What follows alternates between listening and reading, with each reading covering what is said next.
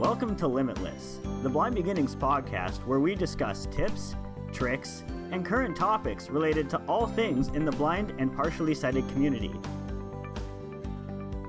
Now, it is my pleasure to introduce the founder of Blind Beginnings and your host, Shawn Marcellet, and whatever co-host is on this week. Now, here's your host, Shawn. Welcome back to Limitless, the Blind Beginnings podcast. I'm your host, Shawn Marcellet, and joining me today as my co-host is Randi. Welcome, Randi. Hi, Shawn. Hi, everybody. Glad to be back for another fun episode. So, Randi, what are we talking about today? Who are we talking to? We actually have two guests on with us today. And the first one we have is Priscilla Gangé, who is a Paralympic athlete. And we'll get into more of that. And we also have on Ali Briggs, who happens to be one of my best friends. Wow, how cool. And we brought them both together today because the topic we're going to start on is judo, and kind of more specifically Paralympic Judo. Awesome. Well, welcome, Ali and Priscilla. Thank you. It's good to be here. Good to be here. Thanks. Where do we start? Let's start with, what is judo? Ali? You gave that one to me. All right. Yep. I sort of describe it to most people as akin to wrestling. It's a full contact sport, but sort of from a Japanese origin. So there's there's a little bit of culture to it and some respect and discipline built into it. And I think it's a very natural sort of segue into Paralympic visually impaired sport, because there's very little component of sight in it. Even as a fully sighted person, it's not something I use a lot in judo. So I think it's a good fit for Paralympic sport. Yeah, cool. Okay, so Priscilla, you have a visual impairment. Can you describe what you can see? Sure. So my vision impairment is retinitis pigmentosa, or RP. And I have... right now, I have only peripheral vision and a little vision down below. So if I look straight, I only have light reception, and it's almost like extremely thick algae on a fish tank. But then on the sides, I got 4 degrees of pretty good, in my definition of good, vision. So I can see high contrast. Obviously, I still can't read or make eye contact or anything like that. But yeah, I can get around pretty good with the high contrast and use a white cane. At night, I see nothing. It's just pitch black, or even in dimly lit restaurants, it's completely dark for me. Right. I can relate. Same eye condition here. So how long have you guys been, is it called playing judo, doing judo? What do you say? How do you speak judo? Probably doing judo or practicing judo. Okay, right. How long have you been practicing judo? I've been doing it since I was 23, so it's been 11 years now. Oh my goodness. It's been right around 20 for me. Wow. Okay. Yeah, because Ali, you started pretty young, right? Yeah, I started 5.5, 6 years old. So a little over 20 years now. And is that because your family was doing it? They put you in it? Oh, this is a fairly entertaining story. I told my grade 1 teacher that sports were for boys and I would rather play with my baby doll. And my parents thought that was deeply unacceptable and put me in the most rough and tumble sports they could find in our small town, which was judo. I love that. And just so everyone knows, she's a killer judo player. So it's hilarious to me that that's how she started. Thanks, Priscilla. We did all play with a lot of baby dolls as our friend group. We did. So Priscilla, how did you start playing judo then? 23 is quite different than 5.5. Yeah, it's quite old. I was the complete opposite. I was wanting to be one of the boys, so air quotes.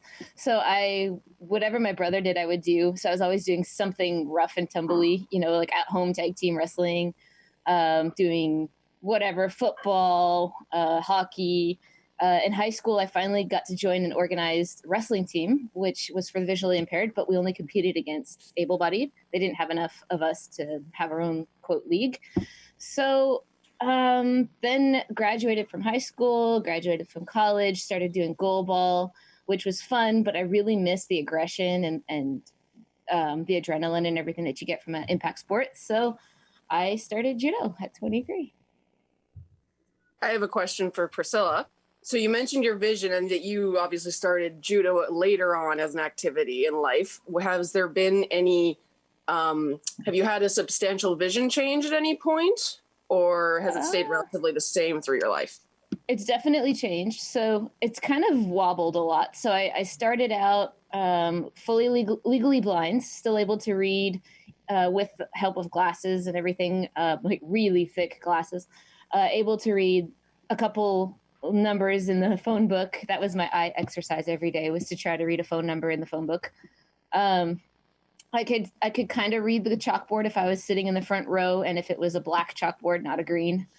And so, but then, fast forward to probably early 20s, I was seeing really good. I was wearing contacts and I could see 20/80, but still with just the 16 degrees of peripheral.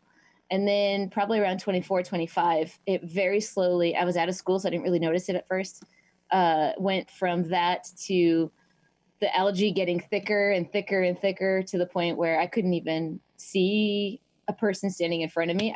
I thought I could, but the brain plays tricks on you. So it was filling in the gap, and I thought I was seeing what I was seeing, and I totally wasn't. And I didn't know that until I had to read something. So that was like the wake up for me, like, oh my goodness. And then the 16 degrees went to 4 degrees, and that's that. Yeah. So, and it's been plateaued since then. And so that's 10 years now.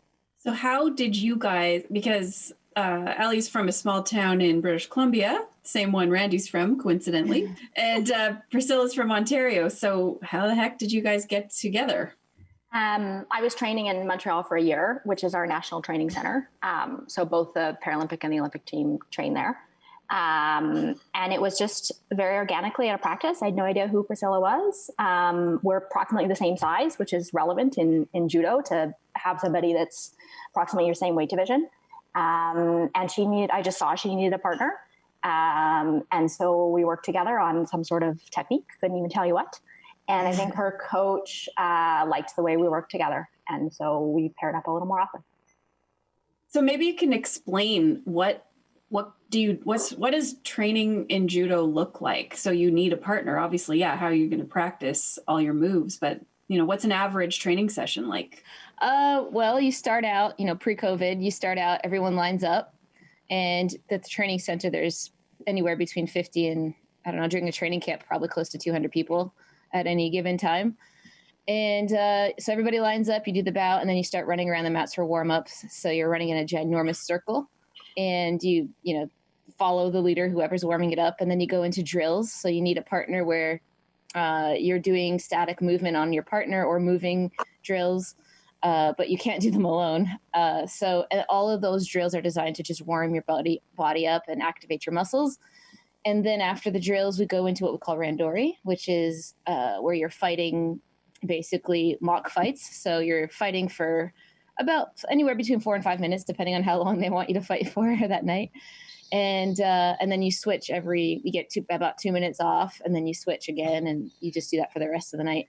So that's impossible to do judo without a partner. And so are you generally with the same partner every practice? Generally, yes. For those that are fortunate enough to have a full-time training partner, then yeah, you're pretty much, it's cliquey. So people tend to stick with the people that they know and that they enjoy working with. So when you first started, I'd imagine you're probably the only visually impaired person at judo? No, there's one other, Justin Karn. He's a B2, so he sees a little bit better than I do. But he's still a visually impaired fighter and fights. He went to the London Games back in 2012. And so he trains at the INS as well. Okay.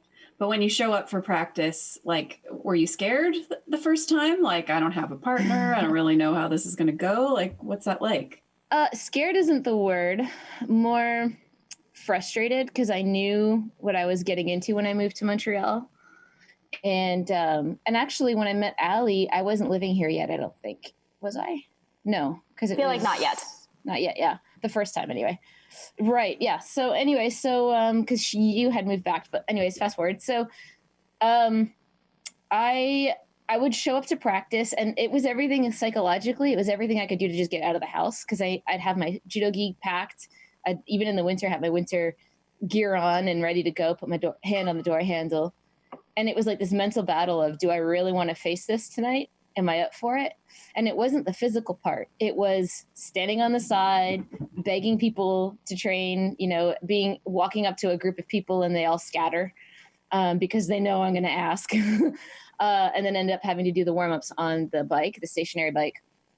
So that was pre-Ali. And that was the most frustrating part. It wasn't that I was scared. It was that it was dread. I was dreading it. And I loved judo. So to me, it was really hard because I had a goal. Like, why can't we just do judo? That's what we're here to do. Can we just put all the other stuff aside and just do judo? And so that's where I was at. So people were walking away do you think because of your visual impairment? Like they didn't want to tackle that challenge? Well, I mean, and Ali might have more insight coming from the able-bodied world to add to this, but from what I can gather, it was because obviously a vision impaired judoka trains a little differently. We learn a little differently. I'm not as skilled as the visual ones are, so we can do the same movement, but very different. It feels very different. And of course there's the awkwardness. Sometimes I go to grab the lapel and might poke you in the face or, little things like that, that are very annoying. And I don't discount that at all. I know it is. So that's my perception, but maybe Ali has a different perspective to add to it from what she knows. Yeah, I agree with what Priscilla said. And I think sort of the other element that people had was just this inability to sort of initiate working with Priscilla. Like, to put it into context, the standard way that you get partners in judo is you put up your hand that says, hey, I need a partner. And then you look around and you just make eye contact with somebody and you kind of nod at each other like, oh yeah, we'll work together. And obviously that's not going to be a mechanism where Priscilla can get partners. And so to me, it was a very easy switch. Oh, Priscilla doesn't have sight. I should just tap her on the shoulder and be like, hey, do you have a partner for round 2? Like, it was a very easy leap for me. And I don't know that everybody was comfortable making that small change. There was a social barrier that they didn't feel like they could, for whatever reason, reach out to Priscilla. Wow. Yeah. Seems like such a small thing, but makes a huge difference, right? Yep, for sure. So, Ali, you grew up knowing Randi. Do you feel like that sort of knowing somebody with a visual impairment made you feel a little more comfortable to just reach out? It's hard to say. Because I've known Randi for, my whole life. We were probably 5 years old or whatever when we met. I never put those dots together. To me, it was just a very natural, I just communicate slightly differently with Priscilla than I might with others. It really wasn't a barrier. But maybe that's in part knowing Randi. I actually don't know. You went to the Paralympics. Which Paralympics did you go to? Ali and I went to Rio 2016. Okay. So explain to me how, I went to the Paralympics in tandem cycling. So my guide was on the bike with me. How does it work with judo? What is it? Is Ali your guide or what is that? How does this process work? She's a bit of everything. I'll let her fill in too, but she's a training partner. For number one, she was because you have to still peak. So you have to be able to train right up until the day of competition. And so, of course, you don't want to go train with your adversaries.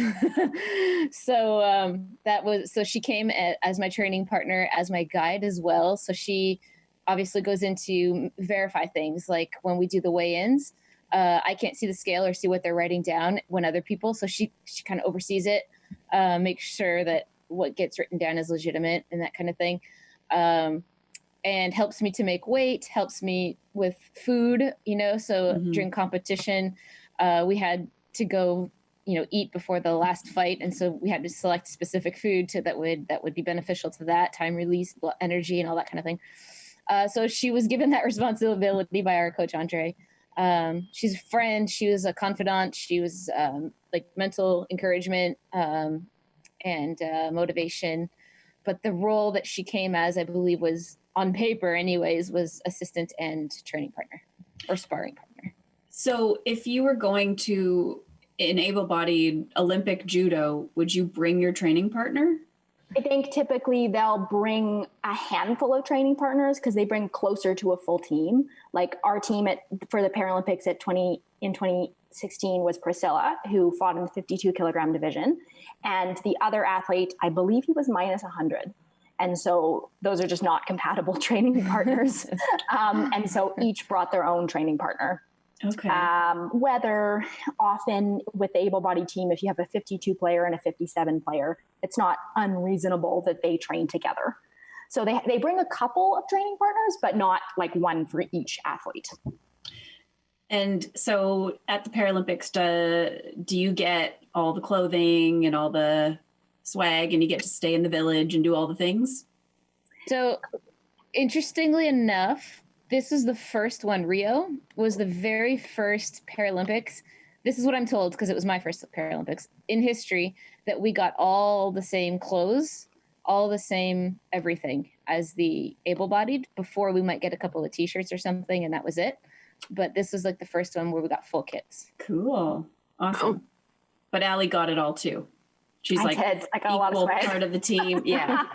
As you should. As you should. We didn't stay in the village. We stayed sort of in this like support system. So it was like the team doctors and massage therapy and all that. And it was actually very cool. Okay. Was that your choice? Could you go stay in the village? No, I don't think so. I think that was the like procedure as a non-athlete that, I would be in the support hotel. Kind of makes sense. Which was a little frustrating because that meant the day of the weigh-ins, she wasn't allowed to come because it was like the opening ceremonies day. So she wasn't allowed to come into the village that day. Nobody was that wasn't an athlete or living in the village. So that was really, really hard. So I had to work with Tony, who's a minus 100 kilo. And so that was a bit of a hurdle. Well, I know also from being at the Paralympics that there's a lot of downtime, a lot of meal time, a lot of walking around. Like, what about that? Did you like need a guide to help you get food every day? Or, how did you manage when she wasn't around? Oh yeah, she was there for all of that. And my coach, when she wasn't able to be in the village, my coach is the one that does it. Okay. So Ali, what was it like being at the Paralympics? It was really wonderful. It was a super, super cool experience that I'm very grateful to Priscilla and Andre and the team that I could be a part of that. That was a big privilege. In the full Canadian, it was kind of fun in the Canadian sort of, swag outfit. The like local folk in Brazil just would think you were a rock star. Because you were Canadian. And so they would chant Canada at you all the time, which was lots of fun. And people would try to take pictures of me. And I kept being like, oh no, I'm not an athlete. They're like, swimmer? I'm like, nope, not an athlete. And then they would pick another sport. They'd be like, runner? I'm like, nope, not an athlete. Training partner. They're like, doesn't matter, Canada. We'll take your picture. So there are many pictures of me floating around Brazil, probably with like random stories that I compete in, and give it that I don't. But no, and the other element that was really cool was the Paralympic element. And so it sort of combined this, individual athletic pursuit that is the Olympic spirit. And then it also had a little something extra being the Paralympics. And I think staying with the support team, there was sort of this sense among us that we were helping, we were doing something that was a little bit beyond ourselves. Which I think was really special. And how was it for you, Priscilla? I wouldn't have had it any other way. There was no more perfect person. I couldn't have handcrafted a more perfect person than Ali to be the one to not only come to the Paralympics and share that moment with, but also to lead up to it, and it's largely because of her that even happened.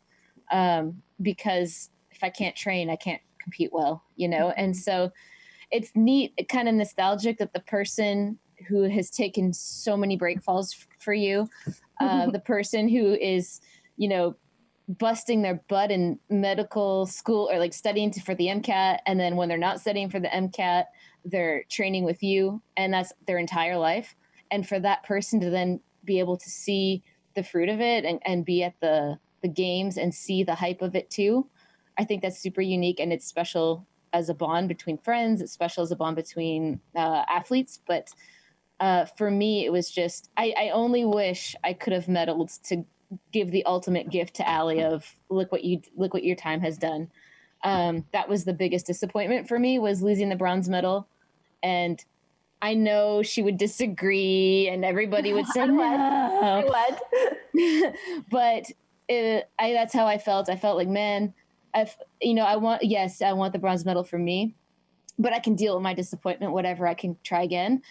But I wanted it even more for her because of the work that she put in, the sacrifices that she made that entire year, and Andre as well, but especially Ali. So that was really disappointing for me, not just for me, but for her too, like, if that makes sense. And I would say it wasn't a sacrifice. It was a privilege. Oh. Of course you would, because you're just awesome. You guys are great.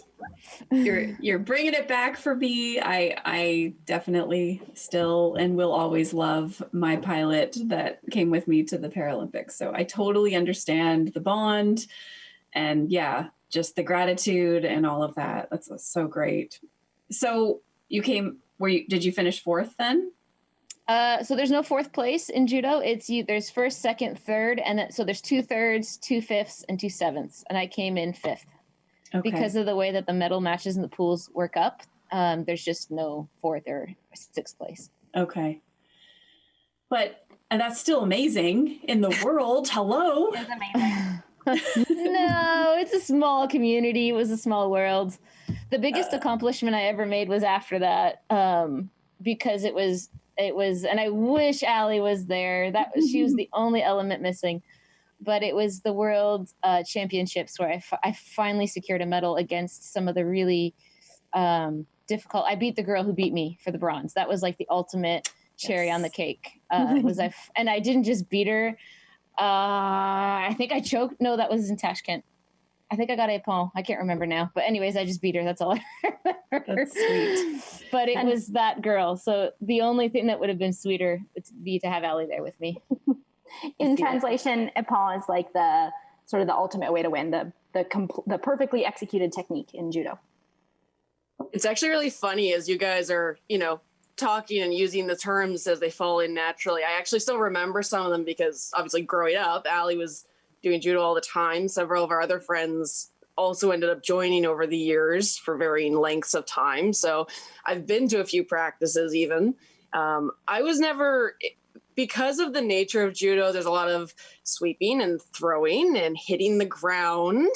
And I have very thin retinas at high risk of detachment. So that wasn't a thing it really sucked actually. Cause like several of my closer friends were in it.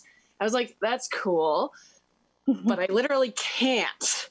I think it's the one time where I was actually like, I didn't really care. I couldn't do soccer. I didn't really, I wasn't really into soccer anyway, so it didn't matter. But I kind of really wanted to do that, but safety wise, I really shouldn't. Didn't mean, like I said, like I didn't do, I did a few like attempted break fall drills with them sometimes. And later what my mom and I ended up finding was a style of karate that was mostly upright. We did learn some sweeps and stuff, but primarily, kicks and punches based. So I did end up doing several years of a martial art later. I guess kind of as a result of like seeing everybody else do judo. There wasn't, again, coming from 100 Mile, there's not really a lot of options. I've never really done any martial arts, so I'm curious, like, do you get beat up a lot in training? I think them more than like the karate I was in. We sparred, but like we had gloves and mouth guards and everything, and I'm sure they have mouth guards too, but they're not attempting to hit you in the face. It might happen by accident, but Priscilla has given me her fair share of bruises. Oh yeah. And I'm pretty sure a few eye pokes. I remember some of them. So when, like, if you guys are in training and you're, I don't know if it's called sparring or whatever. Yep, that's totally Okay. Is your goal always to fight her off, or is it you're both going for the win Or like what? Explain this to me. So it depends. Like when I'm there for my own training in pursuing my own athletic goals, typically when you're sparring, you're trying to fight that person's style. You're trying to throw them, you're trying to win effectively.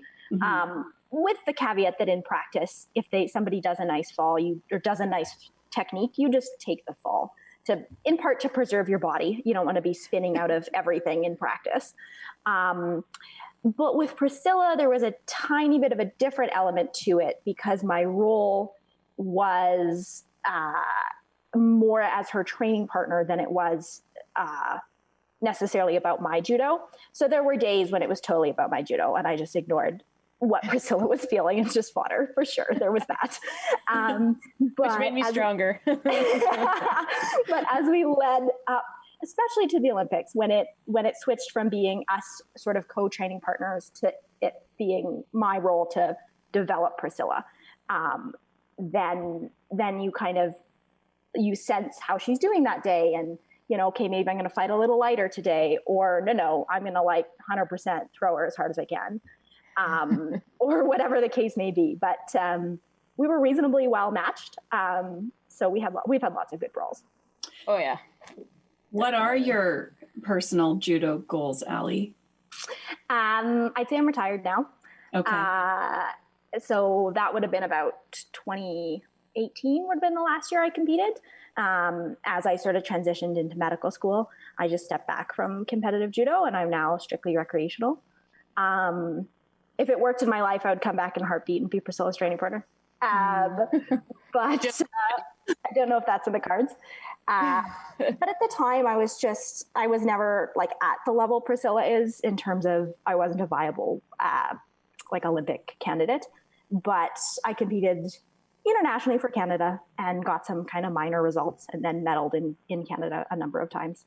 That's just a weird coincidence, but my guide from the Paralympics went on to be a doctor. And you're in medical school. Cool.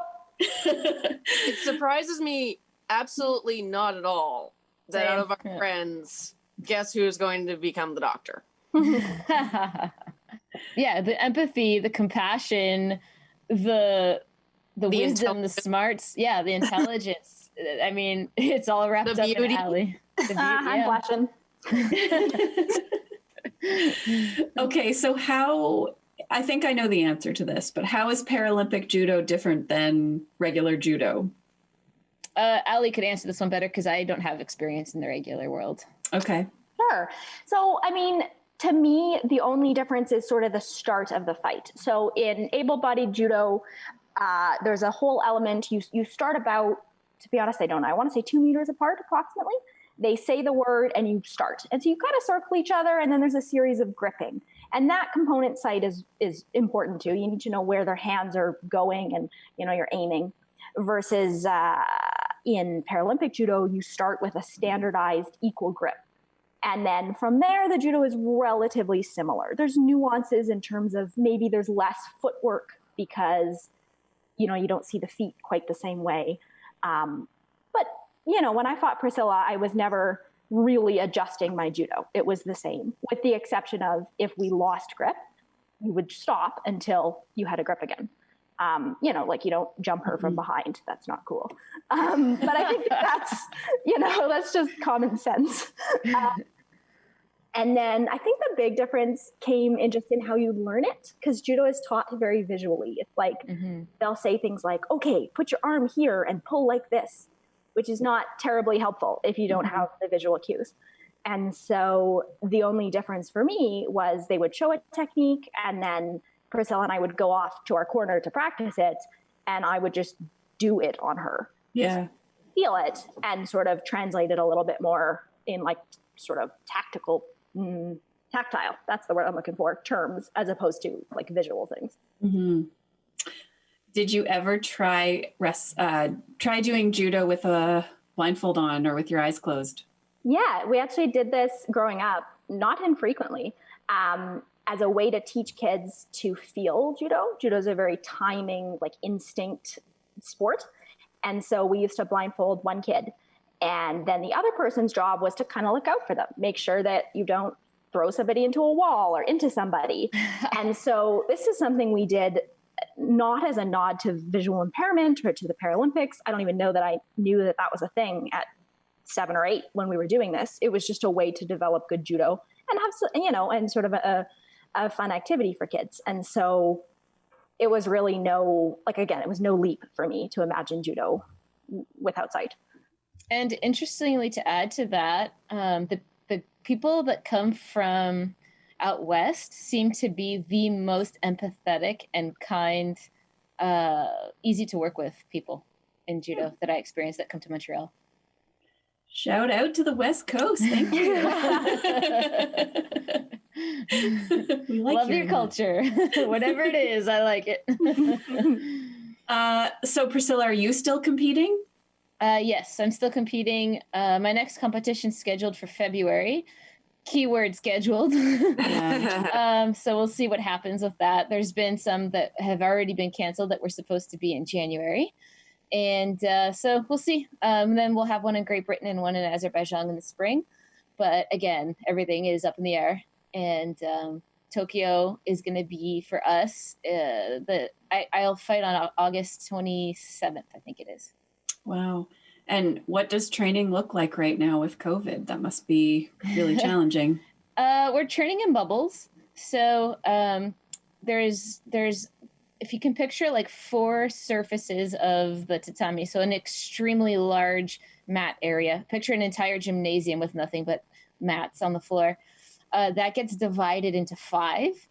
And so some are bigger, some are smaller. And then in those sections, there's bubbles of people training. So you only train with the same people every single day. You're not allowed to cross bubbles or cross the tape. And so I have right now with me 2 training partners. I just got my second one yesterday, and I'll get my third one in a couple of weeks. And then we'll be a group of 4 that train together until we're allowed to cross the bubble line. Mm-hmm. So now that you've been to the Paralympics, are people lined up to be your training partner? Oh, no, not at all. That changes nothing. No. Oh, too bad. No. Oh, that's But you know what's beautiful, though? Some of the younger ones who are both competitive or I've seen them at tournaments. I remember one time going to the last able-bodied tournament that I did here in Quebec. And I lost both my fights. I fought hard, but I lost both of them to the last one to Yumi. She's an extremely good judoka. And anyways, she cremated me, but I did almost choke her. But she totally cremated me. But the fact that I almost choked her made me feel good. But anyway, I was a little disappointed because I lost both my fights, and it was like no wins, So I'm walking back the walk of shame, and this young boy, like probably 10 or 12, runs up from behind me and my coach who's guiding me back. And he's like, "Hey, it's Priscilla, right?" And I said, "Yeah." And he goes, "Really good job today. You fought so good." And I was so stunned because I was like, I lost. How did I fight? And I was old, I was like 20 something, 27, 28. And this kid is telling me that I did a good job, and I knew I lost both. And I'm like, how can you? And it took a couple of days for me to really absorb what he meant by that. And that to this day still brings me encouragement. So even though there might be many people that refuse to be my training partner, that might refuse to work with me or gripe about it, I know that somewhere out there, someone's watching and they see the struggle and they admire that. And I pray that in some way it inspires them to do the same in their circumstances one day. If they have a tough time with something, that they'll draw from that and remember those moments. I would really echo that. I think Priscilla has the challenge of being a pioneer, and in the sense that she's experiencing a number of barriers and frustrations. And I think it would be easy to get bogged down in all the frustration and some of the almost rejection that happens, at the training center. But there is also a huge following for Priscilla. People love her. She both, because she's successful, but also just because she's super kind and just a lovely way about her. And so I think that she's doing a huge amount for her community, for judo in general, and for the general sense at the INS. I think we have, a lot of our listeners are maybe teens who are blind or partially sighted, or parents of kids with visual impairments, if somebody wanted to get into judo and had a visual impairment, like how would they do that? What would you recommend? Number one, go to the Judo Canada website, judocanada.ca, or their Facebook page, and look for, get in touch with any of the coaches you see on there. But Andre Sadaj, so it's Anders Edge. For those that are using screen readers, it'll say Anders Edge Sadaj. He is the coach for VI, but any one of those coaches that you see on the Facebook account, or just send a little message to them, they'll put you in touch with him. You can also find me on Facebook or Twitter and message me about it, which is just P Gangé 86, and I'll get you in touch with Andre as well. Am I too old? You are not too old. I don't know how old you are, but if I started at 23 and I'm going on my second games, I think the book is open. Yeah, I know Paralympic athletes tend to be a bit older than, not a bit, they just tend to be older. It's like, yeah, sometimes because you acquire a disability later on in life or whatever, and it's like that internationally, FYI. Some of the top judo players right now in the visually impaired world, the twins in judo just turned 43, I think, and they're still competing. Wow. So, Ali, you're in medical school. Priscilla, what do you do when you're not doing judo? I've actually been involved with different things. I volunteer with my church, especially during COVID, making phone calls to seniors and seeing if they need medical, like if they need someone to go pick up prescriptions or do groceries. And we just checking in with them because they don't have internet or they don't want to use it. Mm-hmm. And then outside of that, I've also started a creative writing class at night. And so that's been really cool. I've started to write a bit of a memoir, or I don't want to call it a memoir. I'm too young. It's like there's nothing left in life after a memoir, but just like a book about my journey this far and how the lessons I've learned along the way kind of thing. So that's taken up quite a bit of time. And then I do some public speaking pre-COVID and even since COVID, just through Zoom, zoomed into some school assemblies or videos for the CPC, Canadian Paralympic Committee. Just wherever I can get involved, I get involved. I keep very busy. That's awesome. I can't wait to read your book. I think it'll be very interesting. I do want to ask one other thing, which might be controversial or whatever, but I'm just curious. You guys obviously had to spend a lot of time together. Mm-hmm. Did you ever fight? That's funny. We actually had even more time together. Priscilla's house her apartment building I lived with Priscilla during the summer that we trained together for the Paralympics, because I was living in Alberta and came back for the summer to train with her. And so I was a little bit broke, and she very graciously let me stay with her. And we're broke because of me, though. And so I stayed with her. We lived together all day long and trained together. It was no problem. But then she had a fire in her apartment building. And so we had to move. We had to find a new place. And what we ended up finding and there was some stress there, I think. And first was the hotel, too, even before. Oh, yes. I forgot about that. We had to stay in a hotel for 2 weeks, maybe? Close, yeah. I don't know. And so we lived in very close quarters then.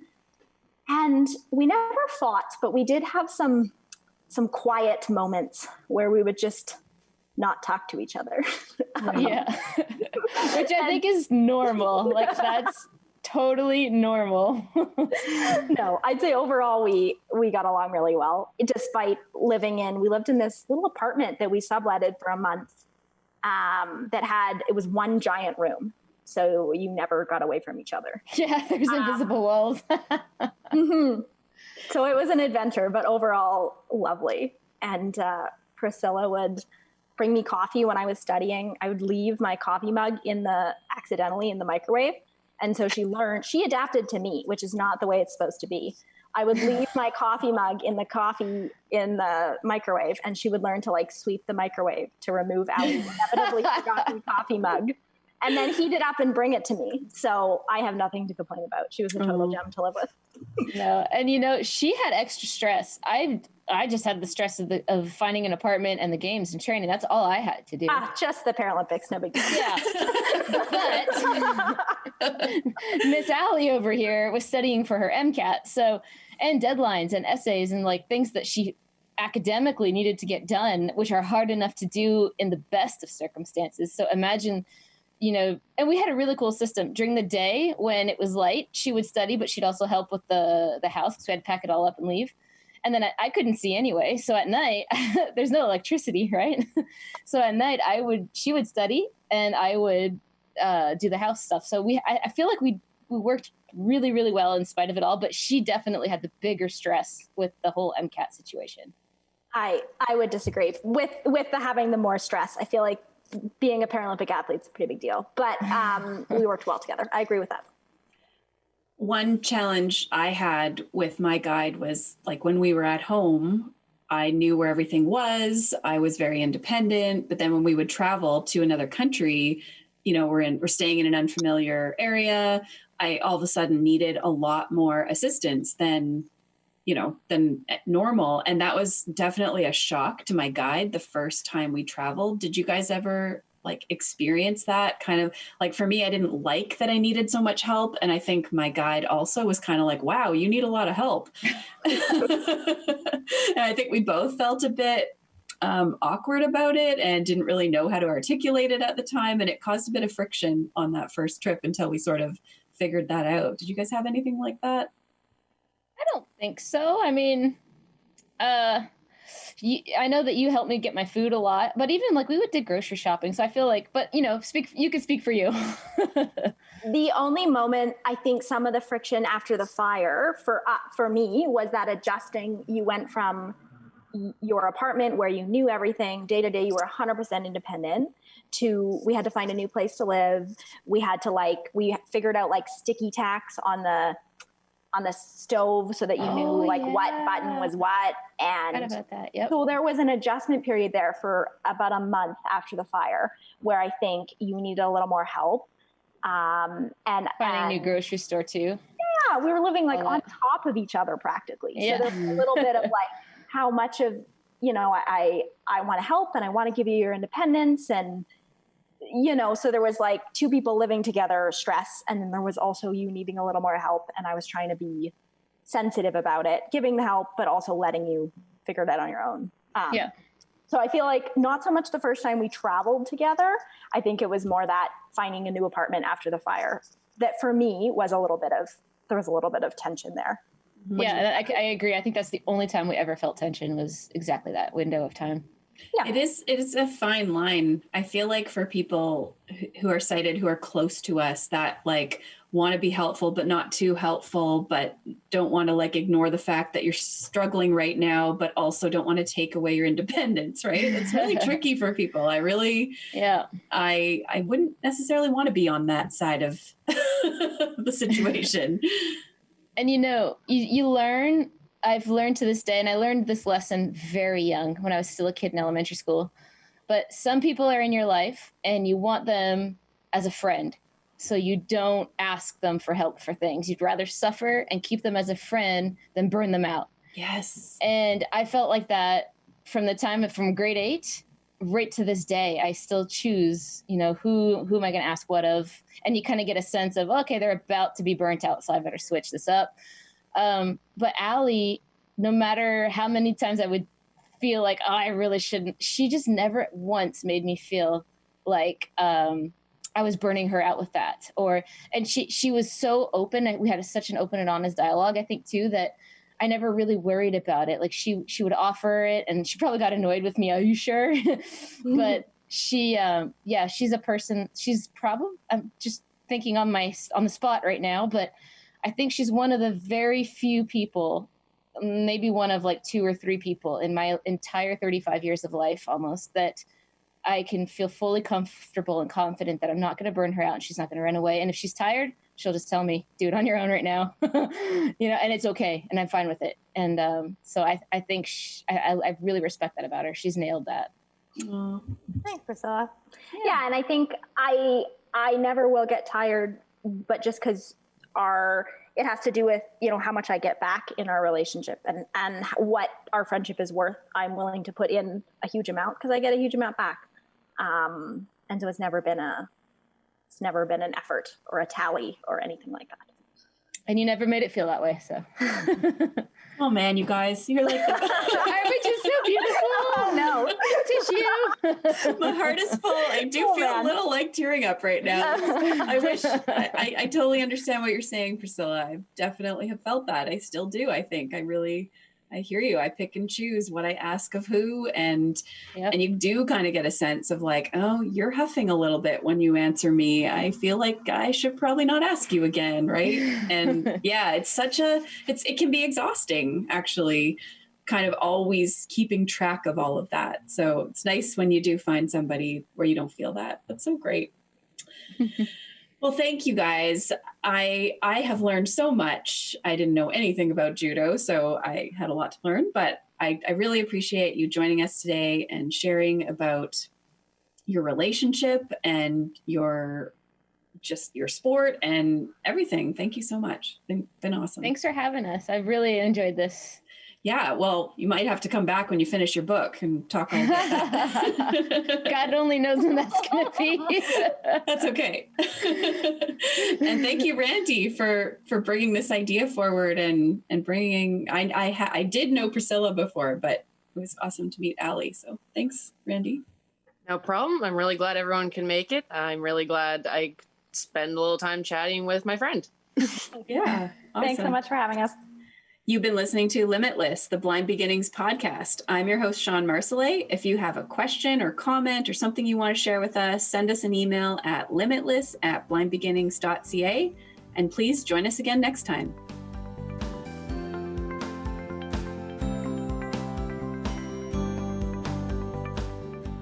For more information on Blind Beginnings and its mission to inspire and support children and youth who are blind or partially sighted and their families, visit www.blindbeginnings.ca.